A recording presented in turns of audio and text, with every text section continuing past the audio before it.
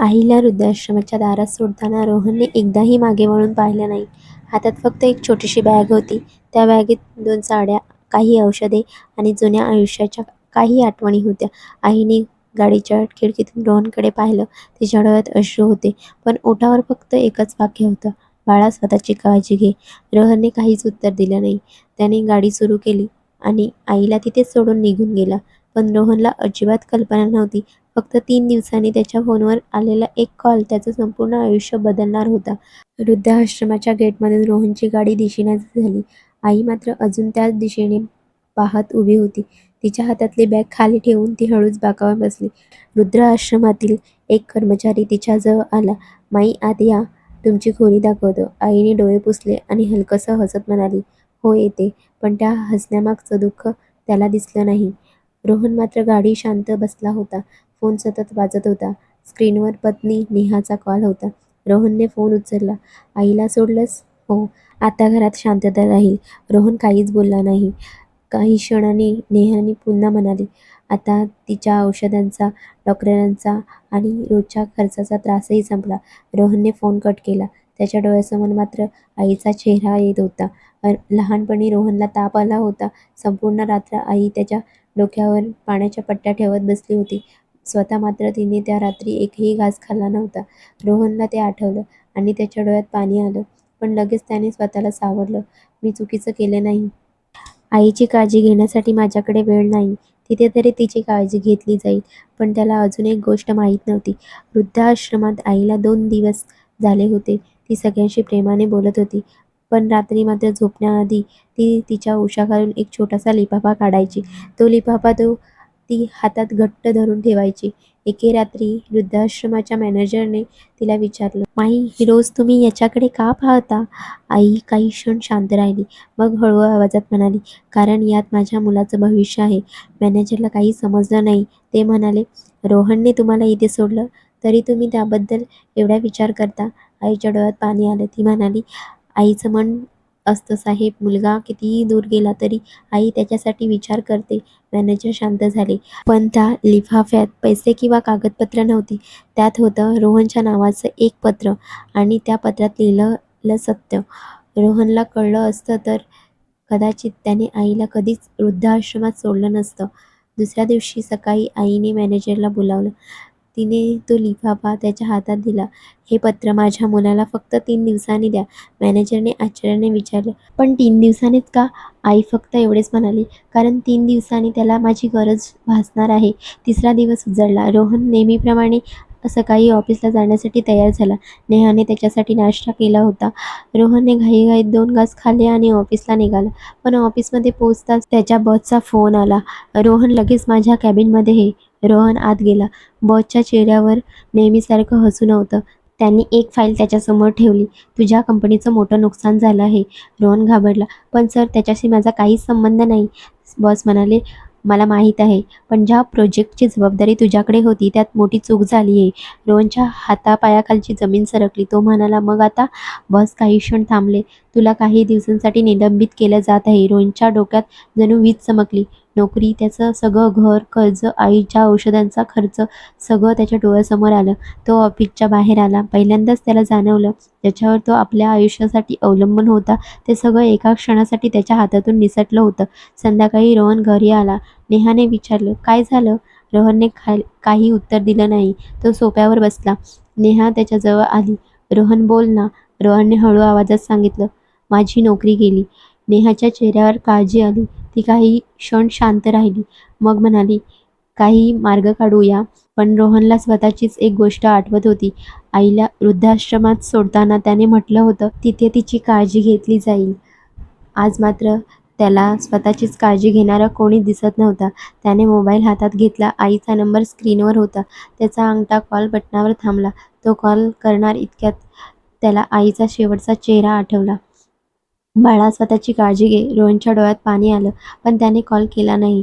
त्याच रात्री वृद्धाश्रमात मॅनेजर आईच्या खोलीत आले. त्यांच्या हातात तोच लिफाफा होता. ते म्हणाले, "माई, 3 दिवस पूर्ण झाले आहेत." आईने हळूच डोळे उघडले. तिने लिफाफ्याकडे पाहिलं आणि शांत आवाजात म्हणाली, "आता तो घरी येईल." मॅनेजर आश्चर्याने तिच्याकडे पाहत म्हणाले, तुम्हाला एवढा विश्वास कसा? आई म्हणाली, कारण संकटात माणसाला सगळ्यात आधी आठवते ती व्यक्ती जिला त्याने गमावलेलं असतं. पण आईला अजून एक सत्य माहीत होतं. रोहनच्या नोकरी जाण्यापेक्षाही त्याच्यासमोर आता त्याच्याहून मोठं संकट उभं होतं आणि त्या संकटातून त्याला वाचवण्यासाठी आईने गेल्या 6 महिन्यापासून एक मोठा निर्णय त्याच्यापासून लपवून ठेवला होता. दुसऱ्या दिवशी सकाळी रोहन अजूनही नोकरी गेल्याच्या धक्क्यातून बाहेर आला नव्हता. तो हॉलमध्ये शांत बसला होता. टेबलवर काही कागदपत्रे पडले होते. बँकचे हप्ते, घराचे कर्ज, वीज बिल आणि महिन्याचा खर्च. रोहन एक एक कागद हातात घेत होता, पण कोणताही मार्ग त्याला दिसत नव्हता. तेवढ्यात नेहा स्वयंपाकघरातून बाहेर आली. तिच्या हातात एक कप चहा होता. ती म्हणाली, रोहन, आईला फोन कर. रोहनने तिच्याकडे पाहिलं. कशासाठी? तू कालपासून आईचा विचार करतोयस. रोहन काही बोलला नाही. नेहा पुढे म्हणाली, तिला आपण वृद्धाश्रमात सोडलंय म्हणून ती आपल्याला माफ करणार नाही असं तुला वाटतंय का? रोहनच्या डोळ्यात पाणी आलं. तो म्हणाला, नेहा, आईने माझ्याकडे कधीच काही मागितले नाही. मी लहान होतो तेव्हा तिने स्वतःच्या इच्छा मोडल्या. माझ्या शिक्षणासाठी तिने तिचे दागिने विकले आणि आज तू थांबला. आज मी तिला घरातून बाहेर काढलं. नेहा काहीच बोलली नाही. काही वेळाने रोहनने शेवटी आईचा नंबर डायल केला. फोन वाजत राहिला. एकदा, दोनदा, तीनदा, पण फोन उचलला गेला नाही. रोहनने पुन्हा फोन केला. यावेळी फोन उचलला गेला, पण समोरून आईचा आवाज नव्हता. मॅनेजर बोलत होता. हॅलो. रोहन घाबरला. मी रोहन बोलतोय. आई कुठे आहे? मॅनेजर काही क्षण शांत राहिले. मग म्हणाले, तुमची आई सध्या तिच्या खोलीत आहे. तिला फोन द्या. मॅनेजरने फोन आईकडे दिला. आईने फोन कानाला लावला. काही सेकंद दोघेही शांत होते. शेवटी आई म्हणाली, बाळा कसा आहेस? हा साधा प्रश्न ऐकताच रोहनच्या डोळ्यातून अश्रू आले. तो काही बोलू शकला नाही. आई पुन्हा म्हणाली, बोल ना, एवढा शांत का आहेस? रोहनने स्वतःला सावरत विचारलं. आई, तू माझ्यावर रागवली नाहीस? आई हळू हसली. आई मुलावर रागवते का बाळा? पण आईच्या मनातून मुलगा कधीच जात नाही. तुझ्यासाठी मी काहीतरी ठेवून दिलं आहे. रोहन थांबला. काय? आई म्हणाली, मॅनेजरकडे एक लिफाफा आहे. रोहनच्या अंगावर काटा आला. त्यात काय आहे? आई काही क्षण शांत राहिली. मग म्हणाली, ते तू आत्ता उघडू नकोस. मग कधी? आईने उत्तर दिलं, जेव्हा तुला वाटेल की तुझ्याकडे गमावण्यासाठी काहीच उरलं नाही. आणि तिने फोन ठेवला. रोहन बराच वेळ मोबाईल हातात घेऊन बसला. त्याच्या मनात एकच प्रश्न होता, आईने माझ्यासाठी काय ठेवलं आहे? त्याच्या मनात आईचं शेवटचं वाक्य घुमत होतं, जेव्हा तुला वाटेल की तुझ्याकडे गमावण्यासाठी काहीच उरलं नाही, तेव्हा तो लिफाफा उघड. पण रोहनला एक गोष्ट समजत नव्हती. आई असं का म्हणाली असेल? दुसऱ्या दिवशी सकाळी रोहन वृद्धाश्रमात गेला. नेहाला त्याने काहीच सांगितलं नाही. गाडी पार्क करून तो थेट मॅनेजरच्या ऑफिसमध्ये गेला. मॅनेजरने त्याला पाहताच ओळखलं. ते म्हणाले, तुम्ही रोहन ना? हो, तुमच्या आईने तुमच्यासाठी काहीतरी माझ्याकडे ठेवलं आहे. मॅनेजरने कपाट उघडले आणि एक जुना लिफाफा बाहेर काढला. रोहनने तो हातात घेतला. लिफाफ्यावर त्याचं नाव लिहिलं होतं, माझ्या रोहनसाठी. त्याने लिफाफा उघडण्यासाठी हात पुढे केला, पण अचानक थांबला. आईने सांगितलेलं वाक्य त्याला आठवलं. आता उघडू नकोस. त्याने लिफाफा परत बंद केला. मॅनेजरने विचारलं, उघडणार नाही? रोहन म्हणाला, आईने सांगितलं योग्य वेळ आल्यावर उघडायचा. मॅनेजर त्याच्याकडे पाहत राहिले. मग त्याने हळू आवाजात विचारले, मला तुमच्या आईने हे वृद्धाश्रमात येण्याआधी सांगितलं होतं का? रोहनने मान हलवली नाही. मॅनेजर काही क्षण शांत राहिले. मग म्हणाले, मग कदाचित तुम्हाला ही एक गोष्ट माहीत नाही. रोहनने त्याच्याकडे पाहिले. काय? मॅनेजर म्हणाले, तुमची आई ही ती स्वतःच्या इच्छेने आली. रोहन दचकला. म्हणजे? मॅनेजरने एक जुनी फाईल त्याच्यासमोर ठेवली. तुमच्या आईने इथे येण्याआधी 1 दिवस आधी आमच्याशी संपर्क केला होता, पण तिने फक्त एकच विनंती केली होती, तुम्हाला काहीही सांगू नका. रोहनच्या चेहऱ्यावर प्रश्न उमटला. पण का? मॅनेजरने उत्तर दिलं नाही. त्याने फक्त ती फाईल रोहनकडे सरकवली. रोहनने फाईल उघडली आणि पहिल्याच कागदावर त्याला एक तारीख दिसली. 6 महिने जुनी तारीख. त्याच तारखेच्या खाली आईच्या नावाने केलेली एक मोठी रक्कम जमा झाल्याची नोंद होती. रोहनला काही समजत नव्हतं. आईकडे एवढे पैसे कुठून आले आणि ती रक्कम त्यांच्यासाठी का जमा केली होती? तेवढ्यात त्याचा फोन वाजला. नेहाचा फोन होता. रोहनने फोन उचलला. नेहा घाबरलेल्या आवाजात म्हणाली, रोहन, तू लगेच घरी ये. का? काही सेकंद शांतता. मग नेहा म्हणाली, तुझ्या आईबद्दल मला आताच एक गोष्ट कळली आहे. आणि फोन कट झाला. नेहाचा फोन कट झाल्यानंतर रोहन काही क्षण तिथेच उभा राहिला. त्याच्या मनात एकच विचार आला होता, आईबद्दल नेहाला काय कळलं आहे? तो घाईघाईने गाडीत बसला आणि घरी निघाला. रस्त्यावर त्याच्या डोक्यात तेच प्रश्न फिरत होते.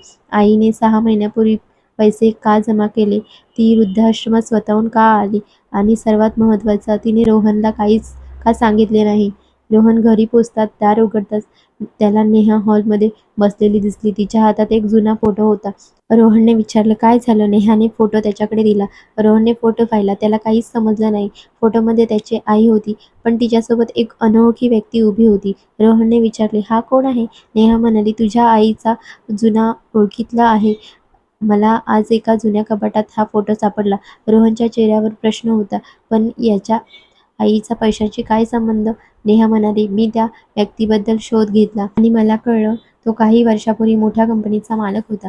रोहनला धक्का बसला. मग तेवढ्यात नेहाने एक कागद त्याच्या हातात दिला. हे बघ.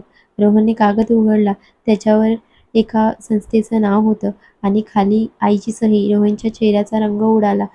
तो म्हणाला, आईने माझ्यासाठी काहीतरी केलंय. नेहा म्हणाली, हो, पण मला वाटतंय तुझ्या आईने तुला वाचवण्यासाठी स्वतःला तुझ्यापासून दूर केलंय.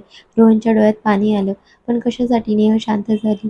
तिने उत्तर दिलं, कारण तिला स्वतःलाही त्याचं पूर्ण उत्तर माहीत नव्हतं. त्याच रात्री रोहनने पुन्हा वृद्धाश्रमात फोन केला. मॅनेजरने फोन उचलला. रोहनने विचारले, माझी आई झोपली आहे का? मॅनेजर म्हणाले, नाही, तुमचीच वाट पाहते. रोहनने विचारलं, मला तिच्याशी बोलायचं आहे. मॅनेजर काही क्षण शांत राहिले. मग म्हणाले, रोहन, तुमच्या आईने एक गोष्ट मला सांगितली होती. काय? मॅनेजर म्हणाले, ती म्हणाली होती, माझ्या मुलाला सत्य कळलं तर तो स्वतःला दोष देईल. रोहनच्या डोळ्यात अश्रू आले. तो हळूच आवाजात म्हणाला, मला आईला भेटायचं आहे. मॅनेजरने उत्तर दिलं, उद्या सकाळी या. फोन ठेवल्यानंतर रोहन खिडकीजवळ उभा राहिला. त्याला पहिल्यांदाच जाणवलं, आईला त्याने वृद्धाश्रमात सोडलं नव्हतं. कदाचित आईने त्याला स्वतःपासून दूर केलं होतं. पण का? दुसऱ्या दिवशी सकाळी रोहन नेहापेक्षा आधीच उठला. रात्रभर त्याला झोप लागली नव्हती. आईचा चेहरा, तो जुना फोटो आणि तो लिफाफा सगळं त्याच्या डोळ्यासमोर फिरत होतं.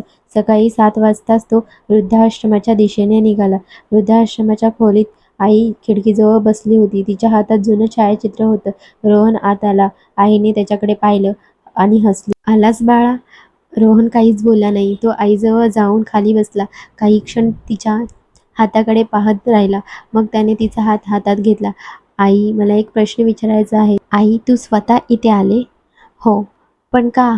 आई काही क्षण शांत राहिली. मग तिने हळू आवाजात सांगायला सुरुवात केली, तुला आठवतंय का? 6 महिन्यापूर्वी तुझ्या ऑफिसमध्ये एक मोठा प्रोजेक्ट आला होता. रोहनने मान हलवली. हो. आई म्हणाली, त्या प्रोजेक्टमध्ये काही लोक तुझ्यावर मोठा खोटा आरोप ठेवणार होते. रोहन दचकला. काय? हो बाळा, तुझ्यावर मोठ्या पैशांचा गैरव्यवहाराचा आरोप होणार होता. रोहनच्या चेहऱ्यावर भीती उमटली. पण का? आई म्हणाली, मला ते आधीच कळलं होतं, म्हणून मी माझ्या जुन्या ओळखीच्या व्यक्तीची मदत घेतली. रोहनला लगेच तो फोटो आठवला. फोटोमधला तो माणूस? आईने मान हलवली. हो, त्याच्याकडे त्या कंपनीशी संबंधित काही महत्त्वाची कागदपत्र होती. ती कागदपत्र मिळवण्यासाठी मला माझे जुने सगळे दागिने विकावे लागले. आई, तू मला हे सगळं आधी का नाही सांगितलंस? आई म्हणाली, कारण मला भीती होती तू माझ्यासाठी स्वतःचं आयुष्य उद्ध्वस्त करशील. तुझं घर तुटेल, तुझ्या बायकोसोबतचं तुझं नातं खराब होईल आणि या सगळ्यात महत्त्वाचं, ती रोहनच्या चेहऱ्यावर हात ठेवत म्हणाली, तुला कायम वाटत राहील की तुझी आई तुझ्यावर ओझं आहे. रोहनचे डोळे भरून आले. तो आईच्या मांडीवर डोकं ठेवून रडू लागला. आई, मीच तुझं ओझं आहे. आईने त्याच्या डोक्यावरून हात फिरवला. आईला मुलगा कधी ओझं वाटत नाही बाळा. रोहनने अचानक विचारलं, पण आता माझी नोकरी का गेली? कारण ज्याच्यापासून तुला वाचवलं होतं ते लोक अजूनही तुझ्या मागे आहेत. म्हणजे अजून सगळं संपलेलं नाही? आईने हळूच मान हलवली. नाही बाळा, आता खरी परीक्षा सुरू झाली आहे. आईचं ते वाक्य ऐकल्यानंतर रोहनला काही क्षण काहीच बोलता आलं नाही. आता खरी परीक्षा सुरू झाली आहे, हे शब्द त्याच्या मनात सतत घुमत होते. त्याने आईचा हात घट्ट धरला. आई, मला सगळं सांग. आईने त्याच्याकडे पाहिलं. ती म्हणाली, सगळं एकाच दिवसात सांगितलं तर तू घाबरशील. रोहन म्हणाला, मी आता घाबरणार नाही. तू माझ्यासाठी इतकं सगळं सहन केलंयस. आता माझी वेळ आहे. आई काही क्षण त्याच्याकडे पाहत राहिली. मग तिने आपल्या बॅगमधून एक छोटीशी चावी काढली. रोहनने आश्चर्याने विचारले, ही कशाची चावी आहे? आई म्हणाली, तुझ्या वडिलांच्या जुन्या कपाटाची. रोहन काही क्षण स्तब्ध झाला. त्याचे वडील गेलेला जवळजवळ 10 वर्ष झाली होती. त्याच्या जुन्या वस्तूंचं ते कपाट आजही त्यांच्या जुन्या घरात होतं. आईने ती चावी रोहनच्या हातात ठेवली. त्या कपाटात तुला काही कागदपत्रे सापडतील. रोहनने विचारले, कसले कागदपत्र? आईने हळू आवाजात सांगितलं, तुझ्या वडिलांनी मृत्यूपूर्वी लिहून ठेवलेले. रोहनच्या डोळ्यासमोर वडिलांचा चेहरा आला. त्याला आठवलं, वडील नेहमी म्हणायचे, रोहन, आयुष्यात कितीही मोठी अडचण आली तरी चुकीच्या माणसांवर विश्वास ठेवू नकोस. त्याला या वाक्याचा अर्थ समजला नव्हता. आज पहिल्यांदाच त्याला त्या वाक्याचं वजन जाणवलं. रोहननं चावी हातात घेतली. आई, बाबा काय लिहून गेले होते ते कागद वाचल्यानंतर तुला समजेल. तुझ्या आयुष्यात गेल्या काही महिन्यापासून जे काही घडतं आहे त्याची सुरुवात आजपासून नाही झाली. मग कधीपासून? तुझ्या वडिलांच्या मृत्यूपासून. रोहन काहीच बोलू शकला नाही. तो उठला, आईला मिठी मारली. मी आजच घरी जातो. आईने त्याला हात पकडला. एकटा जाऊ नकोस. का? कारण त्या घरात अजूनही. रोहनने विचारलं, अजूनही काय? आईने हळू आवाजात सांगितलं, कोणीतरी येतं. कोण? आईने उत्तर दिलं नाही. फक्त त्याचा हात घट्ट धरून म्हणाली, संध्याकाळ होण्याआधी घरात जा आणि कपाट उघडण्याआधीच घरात कोणी आहे का ते नीट पहा. आईने दिलेली चावी हातात घेऊन रोहन वृद्धाश्रमातून बाहेर पडला. गाडी सुरू करताना त्याच्या मनात एकच विचार आला होता, बाबांनी माझ्यासाठी असं काय लिहून ठेवलं असेल? 10 वर्षापासून बंद असलेलं ते जुनं घर आज पुन्हा त्याच्या डोळ्यासमोर उभं होतं. संध्याकाळची वेळ होती. रोहनने घराचं कुलूप उघडलं. दरवाजा उघडताच जुन्या घराचा वास त्याच्या नाकात आला. भिंतीवर अजूनही बाबांचा फोटो होता. रोहन काही क्षण त्या फोटोसमोर उभा राहिला. हळू आवाजात म्हणाला, बाबा, तुम्ही काय लपवून ठेवलं होतं? घरात पूर्ण शांतता होती. फक्त जुन्या घड्याळाचा आवाज येत होता. रोहन हळूहळू त्या खोलीत गेला. तिथे बाबांचं जुनं कपाट होतं. कपाटावर धूळ साचली होती. त्याने आईने दिलेली चावी कुलपात घातली. कपाट उघडलं. आत जुने कपडे, काही कागद आणि एक लोखंडी पेटी होती. रोहनने पेटी बाहेर काढली. पेटीतला वेगळं कुलूप होतं. त्याच वेळी त्याला खिशात आणखीन एक छोटी चावी जाणवली. आईने तीही त्याला दिली होती, पण तिच्याबद्दल काही सांगितलं नव्हतं.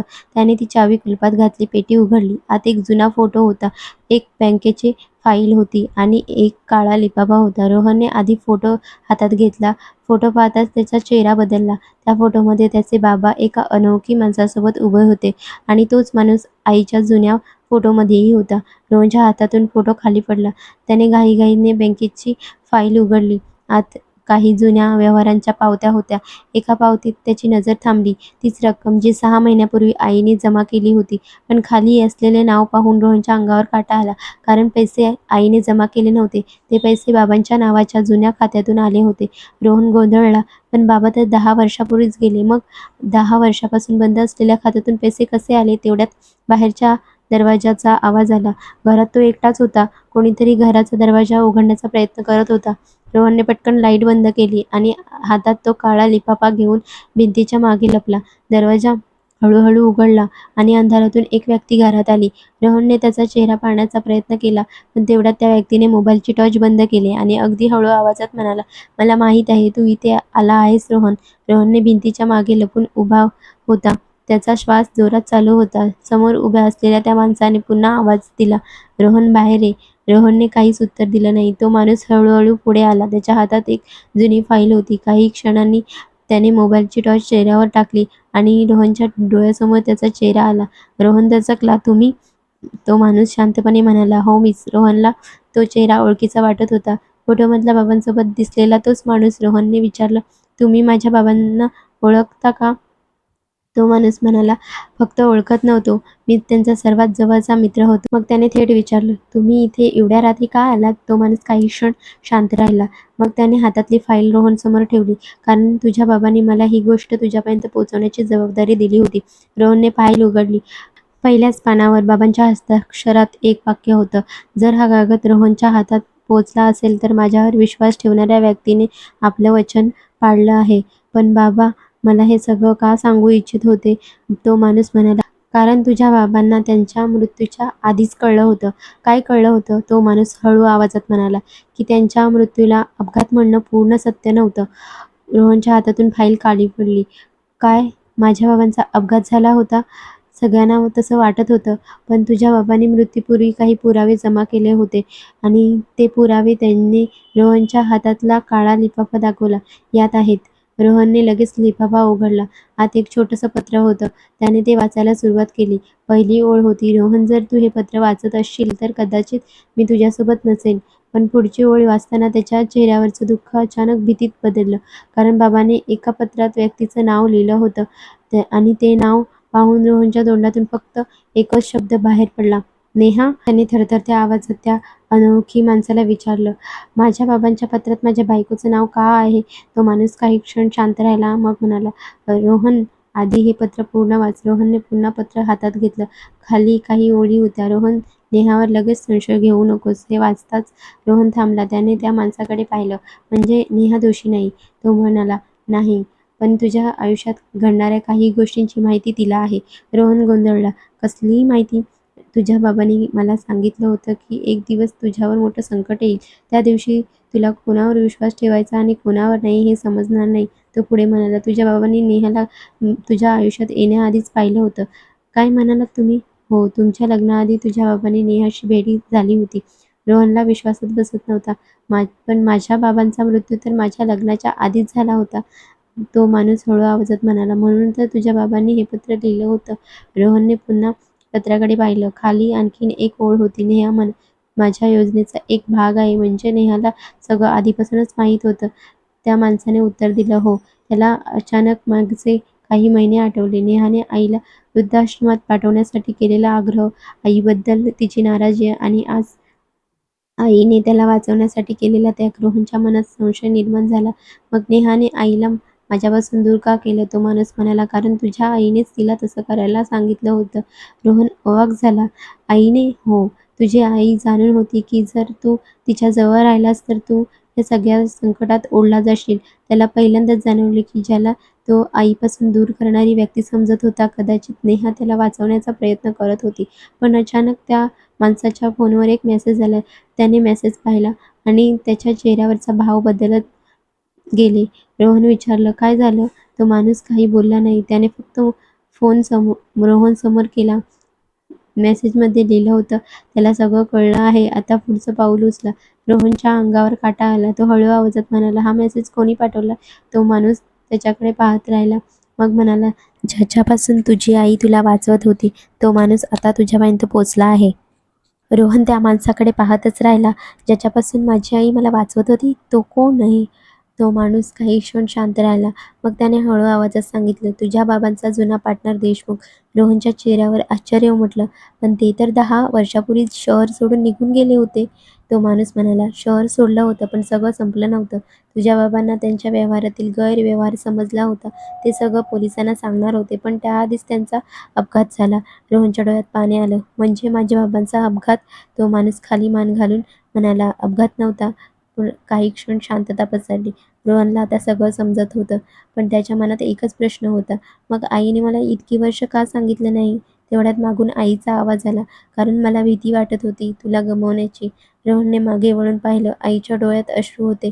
रोहन तिच्याजवळ गेला. आई, तू माझ्यापासून एवढं मोठं सत्य का लपवलंस? आई म्हणाली, तुझ्या बाबांनी शेवटच्या क्षणी माझा हात हातात धरून एक वचन मागितलं होतं. रोहनला या सगळ्यापासून दूर ठेव. त्यांनी सांगितलं होतं, एक दिवस सत्य स्वतः त्याच्यापर्यंत पोहोचेल. आईने रोहनचा हात हातात घेतला. म्हणून मी तुला दूर ठेवलं, तुझ्यापासून सत्य लपवलं. पण तुझ्यावर कधीच विश्वास ठेवला नाही असं नव्हतं. रोहनच्या डोळ्यात अश्रू आले. तो आईला मिठी मारत म्हणाला, मला तुझ्यावर कधीच राग नव्हता आई. फक्त मला वाटत होतं तू माझ्यापासून काहीतरी लपवतेस. आई म्हणाली, लपवत होते बाळा, पण तुझ्यापासून सत्य नाही, तुला संकटांपासून. काही दिवसांनी देशमुखांविरुद्धचे जुने पुरावे पोलिसांच्या हातात गेले. 10 वर्षांपूर्वी बंद झालेली केस पुन्हा उघडली आणि अखेर रोहनच्या बाबांच्या मृत्यूचं सत्य सगळ्यांसमोर आलं. रोहन आपल्या बाबांच्या फोटोसमोर उभा राहिला. त्याने हळूच म्हटलं, बाबा, तुमचं वचन आईने पूर्ण केलं. तिने मला वाचवलं. आणि आज तो आईकडे पाहून हसला. मला आज तिचं प्रेम समजलं. आईच्या डोळ्यात अश्रू होते. रोहनने तिचा हात धरला आणि दोघेही त्या घरातून बाहेर पडले. 10 वर्षांचं ओझं मागे ठेवून एका नव्या आयुष्याच्या दिशेने. कधी-कधी आपल्या माणसांकडून लपवलेलं सत्य आपल्यालाच फसवण्यासाठी नसतं, तर आपल्याला वाचवण्यासाठी असतं. म्हणून नात्यांमध्ये गैरसमज झाले तरी एकदा मनातून बोलून पहा. कदाचित त्या नात्यांमागे खूप मोठं प्रेम लपलेलं असतं. आईचं प्रेम समजायला कधी-कधी उशीर होतो, पण ते कधीच कमी होत नाही.